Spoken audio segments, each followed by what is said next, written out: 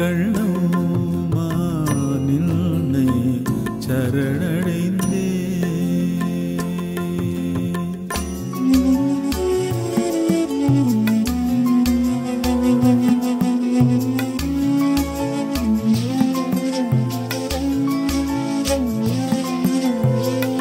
தன் செயல் எண்ணி தவிப்பது தேர்ந்திங்கு நின் செயல் செய்து நிறைவு பெறும்